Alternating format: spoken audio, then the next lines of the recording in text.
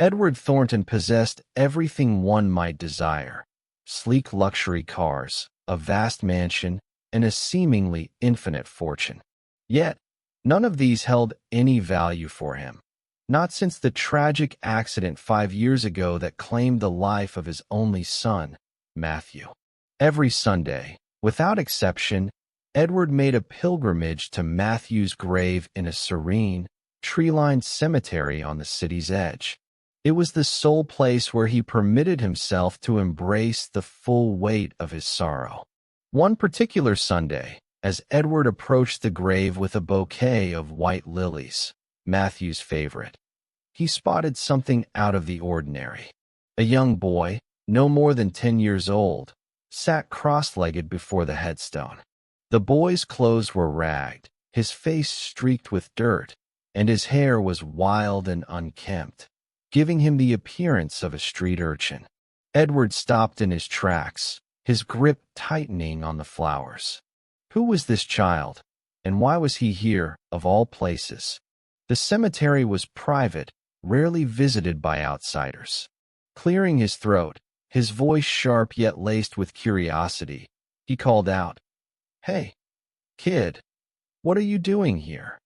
The boy turned, his wide eyes brimming with a mix of fear and defiance. For a moment, they locked gazes. Edward, tall and commanding in his tailored suit, and the boy, small and frail but with a glint of resilience in his stare. Without a word, the boy leapt to his feet and sprinted off, vanishing into the thick woods that fringed the cemetery. Edward stood rooted to the spot, stunned. The lilies slipped from his hand as he took a step forward, but the boy was gone. His heart pounded, not only from the abrupt encounter, but from the questions swirling in his mind. Who was that boy? Why was he at Matthew's grave? And why had he fled? That night, sleep eluded Edward. The boy's image haunted him: his slight frame, his tattered clothes, the piercing look in his eyes. There was something about him, something familiar that Edward couldn't pinpoint. He needed answers. The next morning, he contacted his private investigator, Victor, a trusted ally who had assisted with numerous business matters over the years. "I need you to find someone," Edward said, his tone resolute. "A boy, about 10 years old. He was at my son's grave yesterday. Find out who he is and where he came from." Victor nodded without hesitation and set to work. Meanwhile, Edward's thoughts were consumed by the boy. For years, he had fortified his heart, burying his pain in work and wealth. But now those defenses were starting to fracture. Victor worked relentlessly, chasing every possible lead. He scoured cemetery security footage, questioned nearby residents, and contacted local shelters and schools. As the days passed, Edward's impatience mounted. He couldn't concentrate on business meetings or his usual routines. His mind was fixated on the boy and the mystery surrounding him. At last, after what seemed an eternity, Victor called with news. "I found him," he said. "His name is Ben. He's been living on the streets with his mother, Laura. They move from place to place, keeping a low profile. From what I've learned, Ben visits the cemetery regularly. He's been doing it for months." Edward's heart raced. "Where are they now?" he asked, his voice urgent. "They're in an abandoned warehouse on the east side of the city," Victor replied. "It's not a safe place, Edward. If you want to meet them, proceed with caution." Without a moment's hesitation, Edward grabbed his coat and drove to the warehouse. As he navigated the city streets, questions flooded his mind. Why was Ben visiting Matthew's grave? What connection could a street kid have to his son? And why was Laura hiding? Upon arriving, Edward was struck by the warehouse's desolation. The structure was crumbling, its windows shattered, its walls marred with graffiti. Stepping inside, his polished shoes crunched on broken glass. The air was damp and cold, and the sound of dripping water reverberated through the empty space. "Hello," Edward called, his voice echoing. "Is anyone here?" Silence hung for a moment. Then a small figure emerged from the shadows. It was Ben. Up close, the boy appeared even more fragile, his clothes hanging loosely on his thin frame. He regarded Edward with a blend of fear and curiosity. "Who are you?" Ben asked, his voice barely audible. "I'm Edward Thornton," Edward replied, softening his tone. "I'm Matthew's father. I saw you at his grave. Can you tell me why you were there?" Ben hesitated, glancing over his shoulder. From the darkness, a woman stepped forward. She was gaunt and weary, her face etched with hardship, but her eyes held a quiet strength that caught Edward's attention.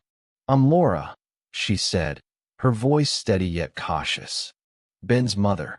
We didn't mean to intrude on your grief. We just needed a place to remember." Edward frowned. "Remember what? What does my son have to do with you?"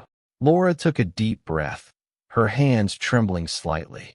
"Matthew was Ben's brother," she said softly. The words struck Edward like a blow to the chest. He staggered back, his mind reeling. "What are you talking about? Matthew was my only son. He didn't have any siblings." Tears welled in Laura's eyes. "Matthew didn't know about Ben," she explained. "I was pregnant when he died. I never had the chance to tell him." Edward's world tilted. He stared at Ben, seeing Matthew in the boy's eyes, in the shape of his face. It was like gazing at a ghost, a living, breathing reminder of the son he had lost.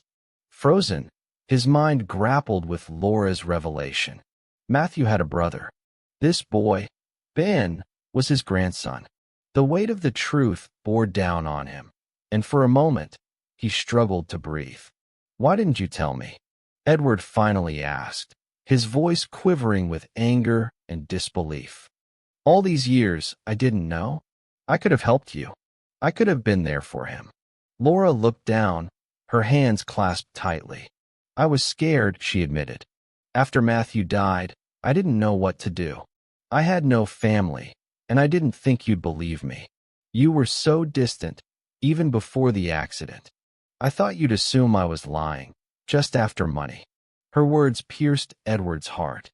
He had been distant, consumed by his work and empire, neglecting his own son. Now he faced the consequences. A grandson he never knew, living in poverty because of his own ignorance. Ben, silent until now, spoke up. "Are you really my grandpa?" he asked, his voice small but curious. Edward knelt to meet the boy's gaze. "Yes, Ben," he said gently. "I am. And I'm so sorry I didn't know about you sooner." Ben studied him, then nodded slowly. "It's okay," he said. "Mom says you didn't know, but are going to help us now." Tears filled Edward's eyes. He placed a hand on Ben's shoulder. "Yes, Ben, I'm going to help you. Both of you. You don't have to live like this anymore." Laura stepped forward, her expression a mix of relief and apprehension. "Edward, I don't want your money," she said firmly. "I just want Ben to have a better life. He deserves that." "And he will," Edward replied, standing. "But not just because of money. Because he's family, and family takes care of each other." Over the next few days, Edward arranged for Laura and Ben to move into a modest but comfortable apartment near his home. He hired a tutor for Ben and helped Laura secure a stable job. More importantly, he spent time with them, learning about Ben, Laura's struggles, and slowly forging a bond with the family he never knew he had. One evening, as they sat together in the apartment, Ben looked at Edward with a shy smile. "Grandpa," he said, "can you tell me about my dad? Mom says he was really brave." Edward's heart swelled. He nodded and began sharing stories of Matthew, his laughter, his kindness, his dreams. As he spoke, he realized this was what he had been missing. Not wealth or success, but connection, love, and belonging. As days turned to weeks, Edward's life transformed.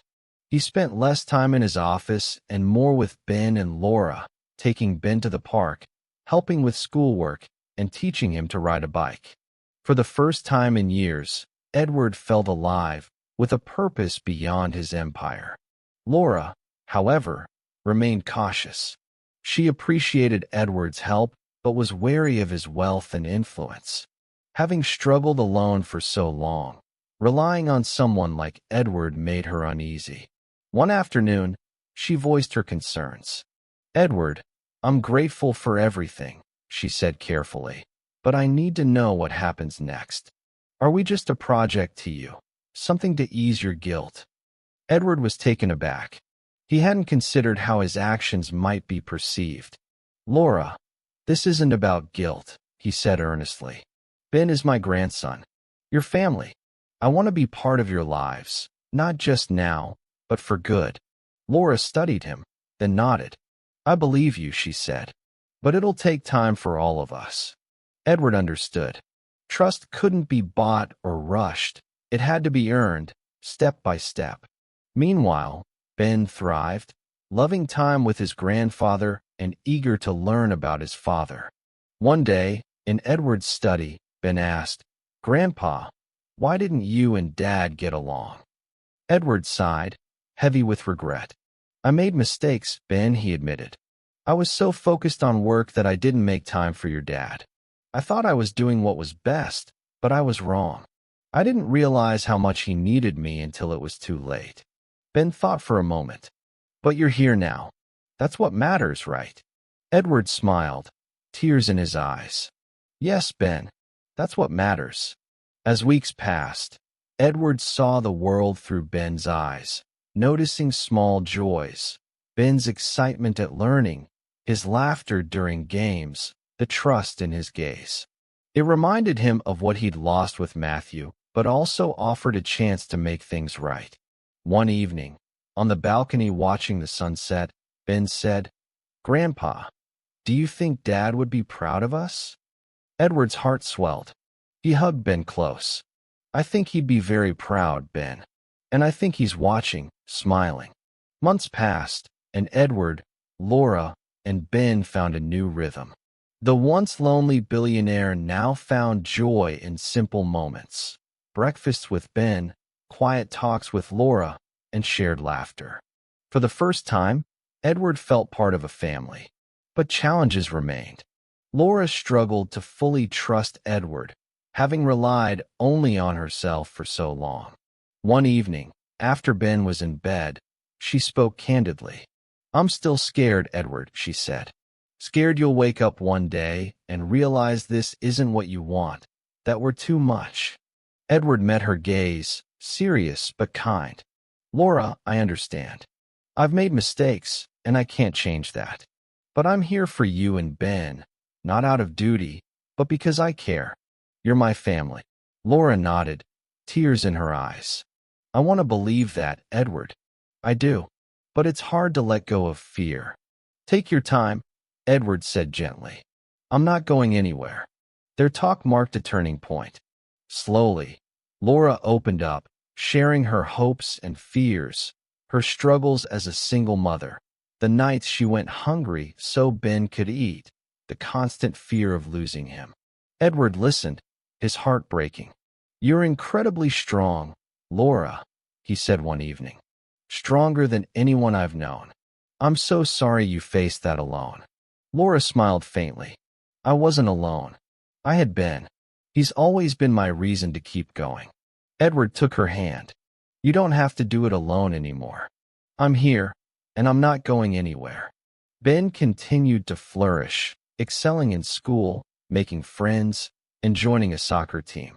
Edward attended every game, cheering loudly. After one match, Ben ran up, beaming. "Did you see my goal, Grandpa?" he asked. Edward grinned, ruffling his hair. "I did. You were amazing. Your dad would have been so proud." Ben hesitated, then asked, "Grandpa, can we visit Dad's grave together someday? I want to tell him about everything." Edward's heart swelled. "Of course, Ben. That's a wonderful idea." The following Sunday, Edward, Laura, and Ben visited Matthew's grave. It was a crisp, sunny morning, the cemetery quiet save for rustling leaves. Edward carried white lilies, while Ben held a drawing of himself, his mom, and Edward under a rainbow. At the grave, Edward felt a lump in his throat. He hadn't been here with anyone since Matthew's funeral. Having Ben and Laura beside him was bittersweet, yet healing. Ben knelt, placing his drawing by the headstone. "Hi, Dad," he said softly. "It's me, Ben. I wish I could have met you, but Grandpa's told me all about you. He said you were brave and kind. I hope I can be like you someday." Edward placed a hand on Ben's shoulder, tears in his eyes. "He'd be so proud of you, Ben, just like I am." Laura stepped forward, touching the headstone. "Matthew," she whispered, "I wish you could see how much your son has grown. He's so much like you. And I wish you could see how much your father has changed. He's been there for us in ways I never imagined. I think you'd be proud of him, too." Edward's breath caught. He'd carried regret for years, but Laura's words brought a peace he hadn't felt in ages. Kneeling beside Ben, he placed the lilies on the grave. "Matthew," he said, voice trembling, "I'm sorry for the time I wasted. I wish I could do things differently. But I promise I'll take care of Ben and Laura. I'll be the father and grandfather they deserve, and I'll ensure Ben knows how much you loved him, even if you never met." They lingered, sharing stories of Matthew and reflecting on their journey. For the first time, Edward felt he was truly honoring his son's memory, not just by visiting his grave, but by building a future with the family Matthew left behind. As they walked to the car, Ben took Edward's hand.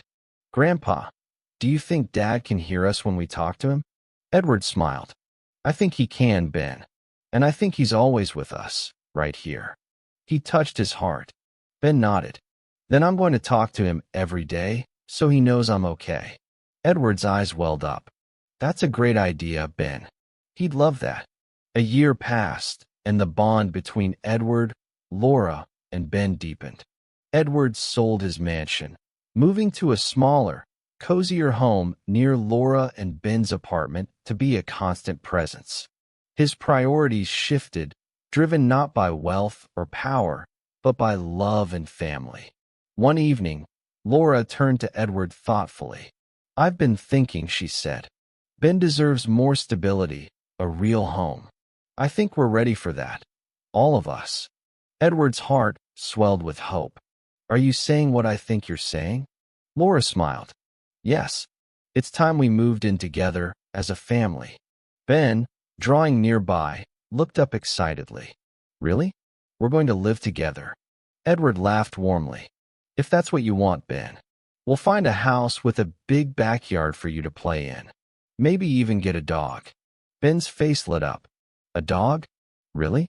Can we name him after Dad?" Edward's eyes softened. "That's a wonderful idea, Ben. I think Matthew would love that." The next weeks were a flurry of activity. They found a spacious, cozy home with a large backyard. On moving day, as they unpacked and settled in, Edward felt a fulfillment he'd never known. This wasn't just a house. It was a home, filled with love and promise. That night, under a star-filled sky in the backyard, Ben turned to Edward. "Grandpa, do you think Dad's watching us right now?" Edward looked at the stars, smiling. "I know he is, Ben, and I think he's happy. Happy we're together. Happy you're safe and loved." Laura took Edward's hand, her eyes shining with gratitude. "Thank you," she said softly, "for giving us this chance, for giving Ben the life he deserves." Edward squeezed her hand. "Thank you, Laura, for trusting me, for letting me be part of your lives." Surrounded by the night's quiet beauty, Edward realized he'd found what he'd long sought. Not wealth or success, but love, the kind that heals, transforms, and makes life worth living. Looking at Ben, his grandson, and Laura, now like a daughter, he knew this was just the beginning. Together, they'd build a future of hope, laughter, and endless possibilities. Subscribe and press the bell icon to never miss an amazing video.